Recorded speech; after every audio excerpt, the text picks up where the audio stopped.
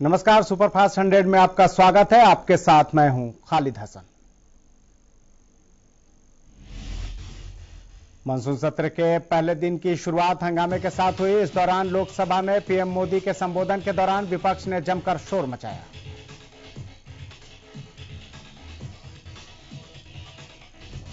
उधर राज्यसभा में पीएम मोदी ने कहा कि दलित आदिवासी समुदाय के प्रतिनिधियों से कुछ लोगों को पीड़ा हो रही है। विपक्ष की मानसिकता महिला विरोधी है। विपक्ष को आदिवासी मंत्री का परिचय पसंद नहीं है। राज्यसभा में पीएम ने कहा कि यह कौन सी मानसिकता है जो दलित आदिवासियों किसान के बेटे का गौरव करने को तैयार नहीं है। इस प्रकार की मानसिकता पहली बार सदन ने देखी है।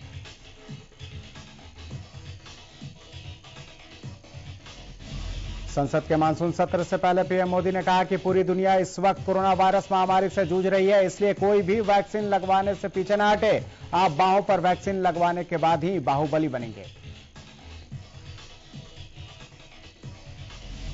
पीएम ने कहा सरकार संसद में कोरोना पर चर्चा के लिए तैयार है। कोरोना पर कल शाम चर्चा की जाएगी। पीएम मोदी ने कहा कि देश को सही जानकारी देना है। उन्होंने कहा कि विपक्ष की ओर से भी सवाल पूछे जाने चाहिए।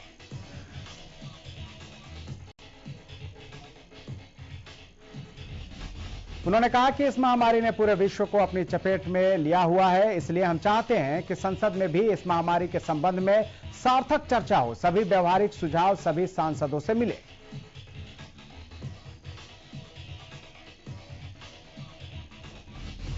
पंजाब में कांग्रेस पार्टी में जारी अंतर्कलह के बीच कांग्रेस अध्यक्ष सोनिया गांधी ने बड़ा फैसला लिया है। कांग्रेस अध्यक्ष सोनिया गांधी ने नवजोत सिंह सिद्धू को पंजाब प्रदेश कांग्रेस कमेटी का अध्यक्ष बनाया है।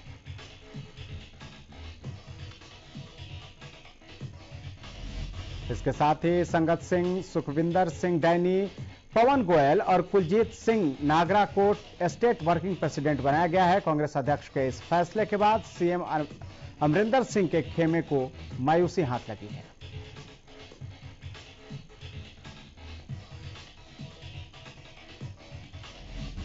विधायक अमरिंदर सिंह राजा ने नवजोत सिंह सिद्धू को बधाई दी। नवजोत सिंह सिद्धू की पंजाब कांग्रेस अध्यक्ष पर ताजपोशी के साथ ही कैप्टन और कैप्टन खेमे से जुड़े नेता पूरी तरह से दरकिनार किए गए हैं।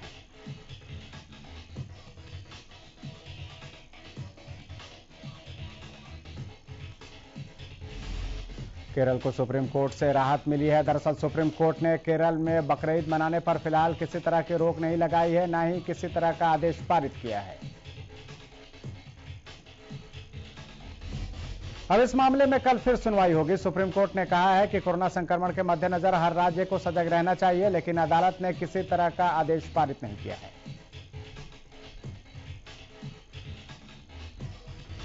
गौरतलब है कि केरल में कोरोना के बढ़ते मामलों के बीच राज्य सरकार ने बकरीद मनाने के लिए 3 दिनों तक कोरोना प्रतिबंधों में ढील दी थी। ये अवधि 18 से 20 जुलाई के बीच है, जबकि 21 जुलाई को राज्य में बकरीद मनाया जाएगा। देश में कोरोना के नए मामलों की संख्या लगभग स्थिर है। बीते 24 घंटे में देश भर में कोरोना संक्रमण के 38,000 नए मामले सामने आए हैं, जबकि 499 मरीजों की कोरोना से मौत हुई है।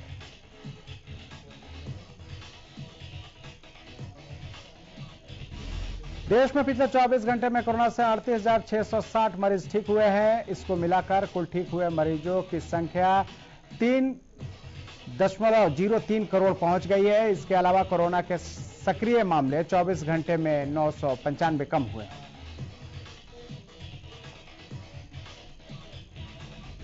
देश के 8 राज्यों में पूर्ण लॉकडाउन जैसी पाबंदियां हैं। इनमें पश्चिम बंगाल, हिमाचल प्रदेश, झारखंड, ओडिशा, तमिलनाडु, मिजोरम, गोवा और पुडुचेरी शामिल है।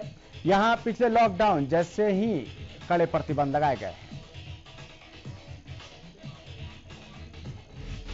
प्रदेश में भी कोरोना के मामलों में उतार चढ़ाव जारी है। पिछले 24 घंटे में प्रदेश में कोरोना के 35 नए मामले सामने आए हैं, जबकि कोरोना से 35 मरीज ठीक होकर घर लौटे हैं।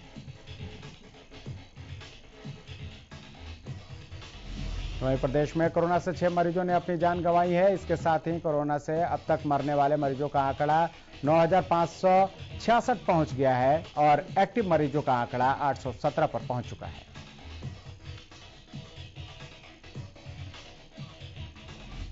गृह मंत्री अनिल विज ने सोमवार को हरियाणा भवन का औचक निरीक्षण किया। इस दौरान उन्होंने खान पान की व्यवस्थाओं का जायजा भी लिया।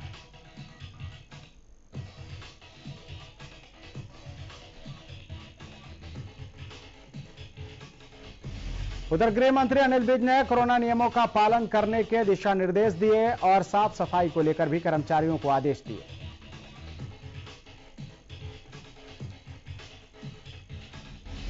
हरियाणा के गुरुग्राम से एक दुखद खबर सामने आई है, जिसमें खवासपुर में अचानक एक 3 मंजिला इमारत भरभराकर ढह गई, जिसमें 2 लोगों की मौत की खबर आई है।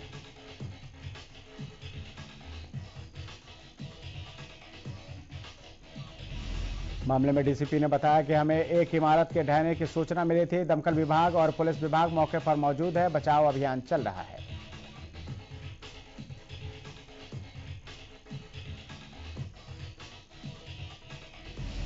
दिल्ली एनसीआर के कई इलाकों में सुबह से हो रही बारिश ने मौसम का मिजाज तो बदल दिया है, लेकिन ये बारिश कई जगह मुसीबत का सबब भी बन गई है।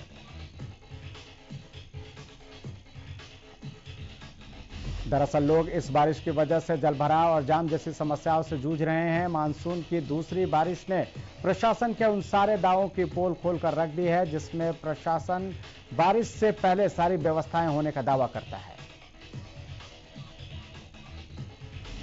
बारिश में न सिर्फ वाहनों की रफ्तार पर ब्रेक लगा दिया, बल्कि लोगों को भी काफी परेशानियों का सामना करना पड़ रहा है।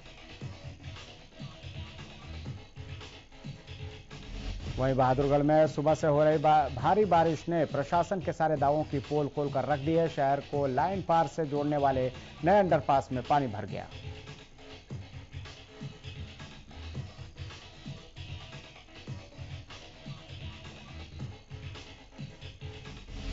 ₹32 करोड़ की लागत से बने अंडरपास की दीवारों से पानी निकलता दिखाई दिया। वहीं स्थानीय लोगों ने अंडरपास के निर्माण में खामी के आरोप लगाए। लोगों ने कहा कि ठेकेदार ने निर्माण कार्य में जमकर पैसे खाए हैं।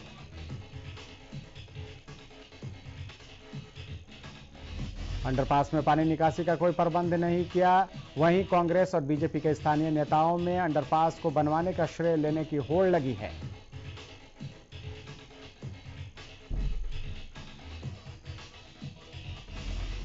मानसून की पहली तेज बरसात ने बहादुरगढ़ शहर को पूरी तरह से डुबो दिया है। शहर की गलियां और सड़कें सब पानी से भर गई हैं।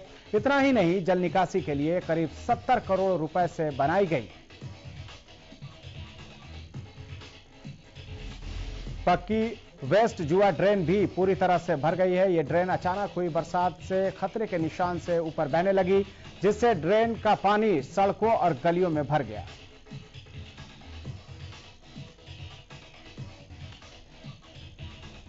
उधर गुरुग्राम में भी बारिश ने निगम के दावों की पोल खोलकर रख दी है। दरअसल शीतला माता मंदिर के पास सड़क तालाब में तब्दील हो गई।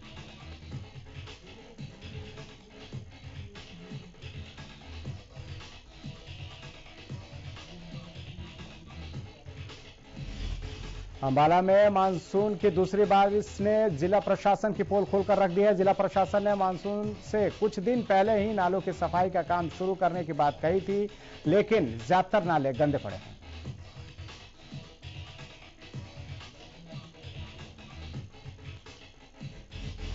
अंबाला का करोड़ों रुपए के लागत से बना नेताजी सुभाष पार्क पानी पानी हो गया। उसके साथ राजकीय राजमार्ग 444 पर जाने वाले लिंक मार्ग पर भी 1 से 1.5 फुट पानी खड़ा होने के कारण वहां से निकलने वाले वाहनों को परेशानियों का सामना करना पड़ रहा है। इसी के साथ महेश नगर पुलिस चौकी भी पानी से डूबी पड़ी है और उनका सामान भी खराब हो गया है। अंबाला में जल निकासी के बदहाल इंतजाम ने नगर निगम पर कई सवाल उठा दिए हैं। कैथल में हो रही लगातार बारिश से पूरा शहर जलमग्न हो गया है। एक ओर जहां लोगों को गर्मी से राहत मिली है, तो वहीं अंडरग्राउंड दुकानों में पूरा पानी भर गया है।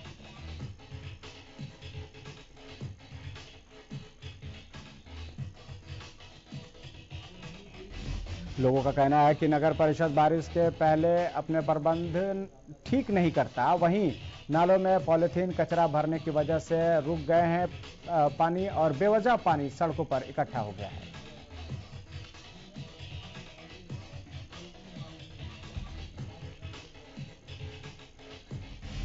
जिनमें भी बारिश ने विकास के दावों की पोल खोल दी है। पटियाला चौक से नरवाना लुधियाना जाने वाले नेशनल हाईवे सड़क पर पानी के जमाव के चलते लोग परेशान दिखे। बाइक सवारों को धक्के मारकर बाइक को हाईवे से निकालना पड़ा। फरीदाबाद में हुई बारिश के चलते शहर के लगभग सभी सड़कें पानी से लबालब हो गई हैं। फरीदाबाद के बल्लभगढ़ अनाज मंडी और सब्जी मंडी से लेकर बस स्टैंड तक में जलभराव की समस्या देखने को मिली।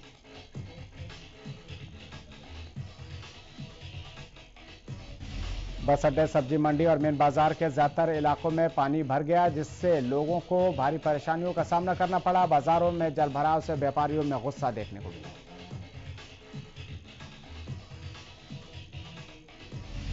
बारिश लोगों के लिए जी का जंजाल बन गई है। दरअसल नारनौल में पानी की निकासी न होने की वजह से जिला उपायुक्त निवास में पानी भर गया है।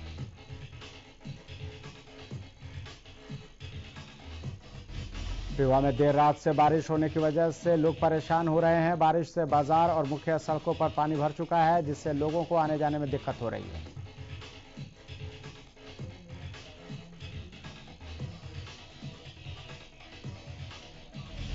बारिश के पानी से सीवरेज और नाले बंद हो गए हैं। सीवरेज और नाले बंद होने की वजह से स्थानीय लोगों को आने जाने में दिक्कत हो रही है। वहीं बारिश के पानी से जलजमाव ने प्रशासन की पोल खोलकर रख दी है। झज्जर में हरियाणा न्यूज के खबर का असर दिखा है। दरअसल झज्जर में हो रही बारिश ने प्रशासन के दावों की पोल खोलकर रख दी। लाखों की लागत से किए गए विकास कार्यों के बाद भी गलियों और सड़कों पर पानी निकासी से कोई साधन नहीं दिखे। हरियाणा न्यूज की ओर से खबर दिखाए जाने के बाद प्रशासन की नींद टूटी।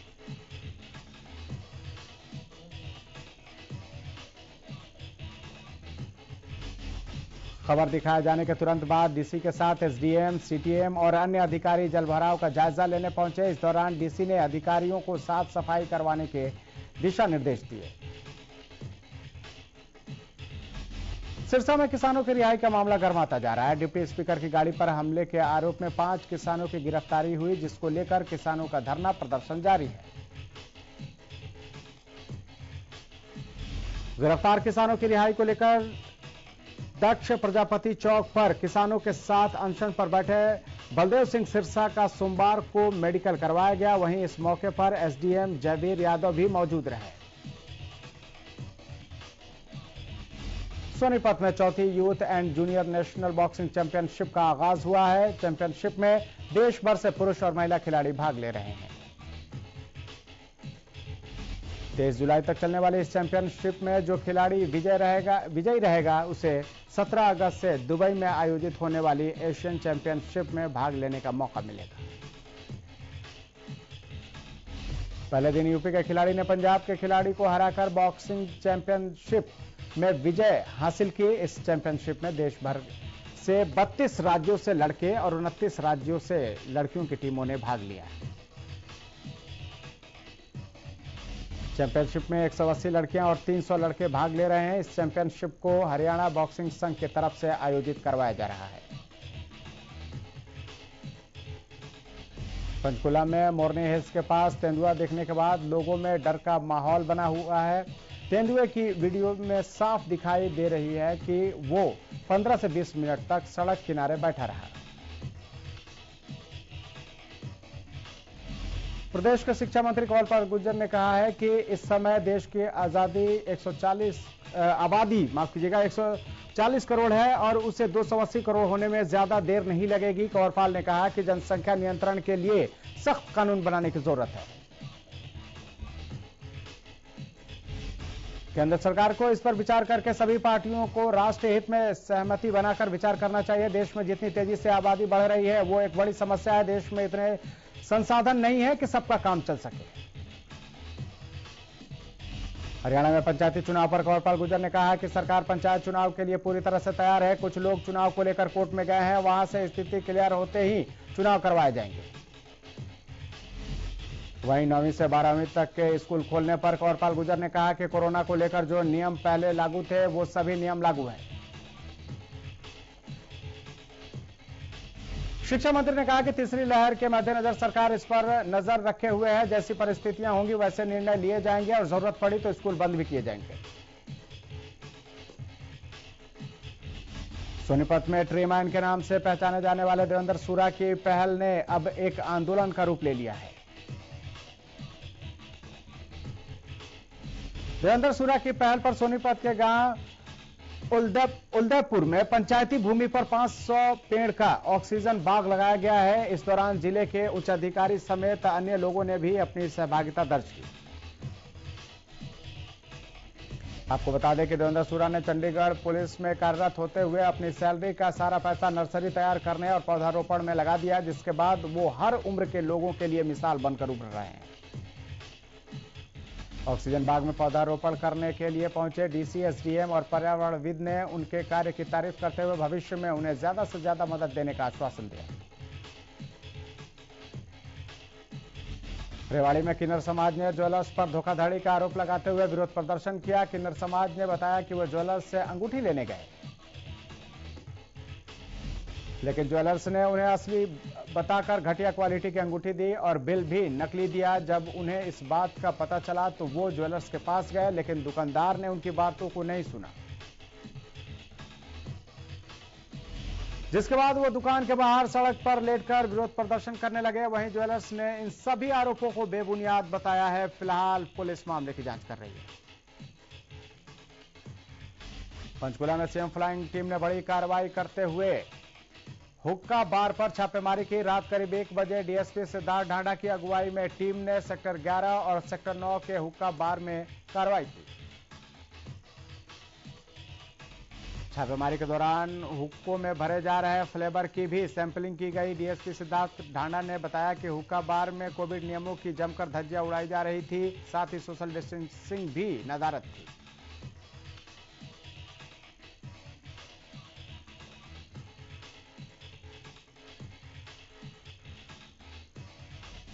आपको बता दें कि सरकार की ओर से जारी निर्देश के मुताबिक किसी भी जगह पर क्षमता से 50% लोग ही जमा हो सकते हैं, लेकिन यहां क्षमता से ज्यादा लोग मौजूद थे। फतेहाबाद में एक वीडियो सामने आया है जिसमें महिला अपना गला ब्लेड से काट रही है और वो एक गेट को जमकर पीट रही है। दरअसल महिला एक शादीशुदा शख्स के साथ लिव इन में रह रही थी। महिला ने आरोप लगाते हुए कहा कि शादीशुदा व्यक्ति उसके साथ लिव इन में था, लेकिन अब छोड़कर भाग आया। इसके बाद महिला उसके घर के बाहर पहुंच गई और अपनी गर्दन पर ब्लेड मार लिए, जिससे उसका खून बहने लगा। जिसके बाद एंबुलेंस आई और उसे नागरिक अस्पताल ले जाया गया। वहां से उसकी गंभीर हालत देखते हुए अग्रोहा मेडिकल कॉलेज रेफर कर दिया गया। इसमें चौंकाने वाली बात यह है कि जब पुलिस महिला का बयान लेने अस्पताल पहुंची तो उसने किसी भी तरह की कार्रवाई से इनकार कर दिया।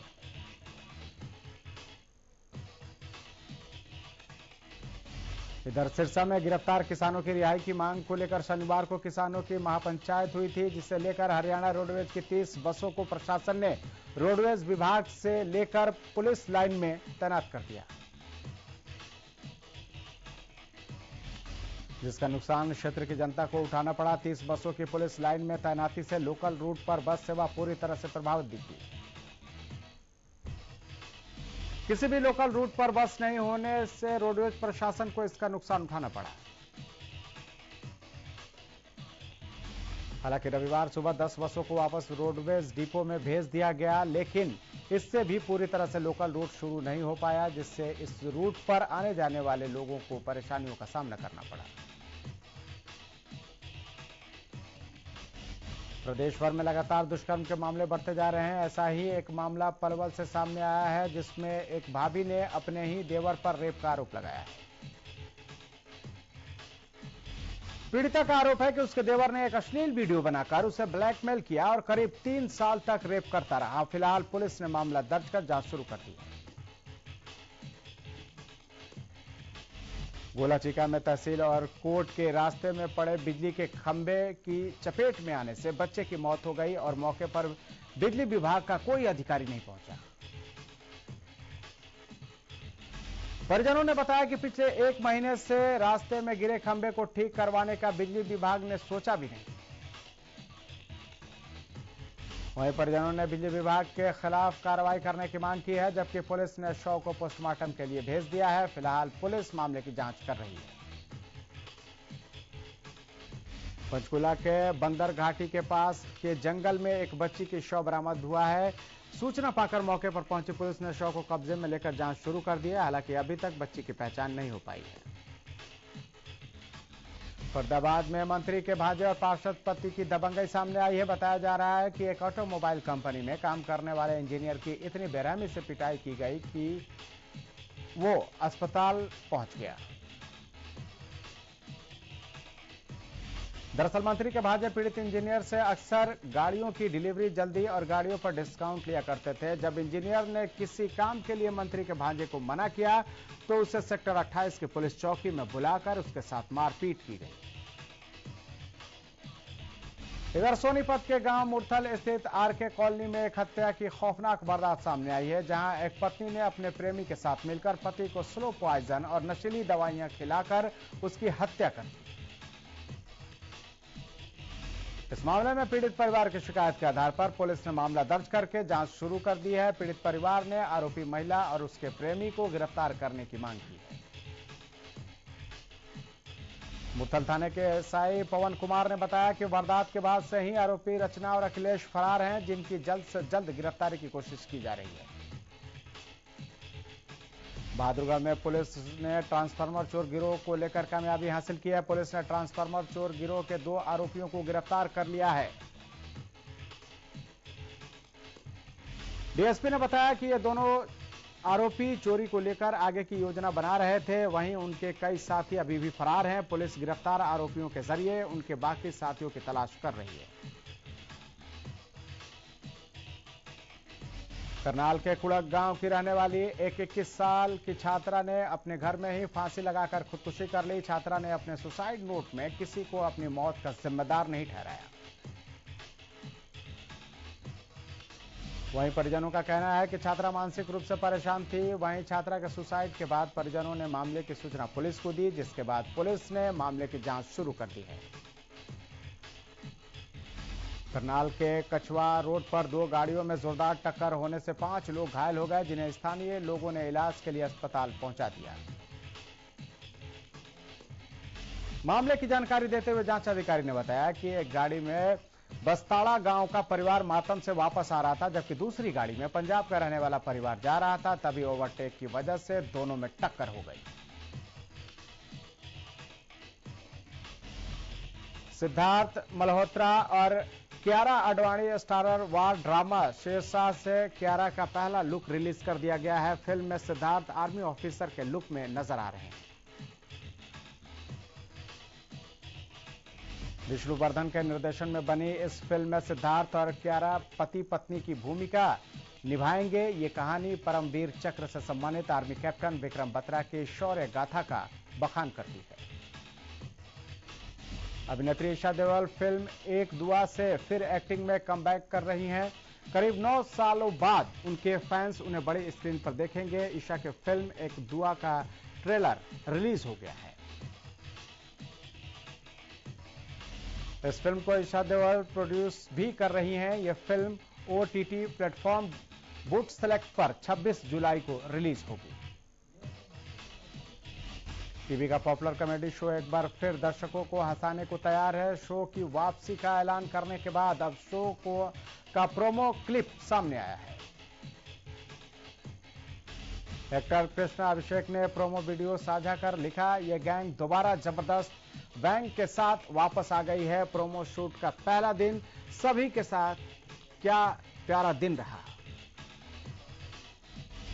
शिखर धवन के नेतृत्व वाली टीम इंडिया ने श्रीलंका को वनडे सीरीज के पहले मैच में 7 विकेट से शिकस्त दी। टीम इंडिया की इस जीत में शिखर धवन का अहम योगदान रहा। उन्होंने 86 रनों की नाबाद पारी खेली।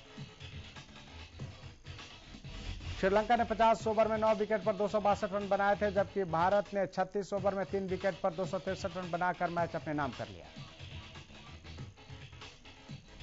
शिखर धवन वनडे इंटरनेशनल में सबसे तेजी से 6000 रन पूरे करने वाले दूसरे भारतीय बल्लेबाज बन गए हैं। वो भारत के लिए इस फॉर्मेट में 6000 रन पूरा करने वाले 10वें बल्लेबाज भी बने।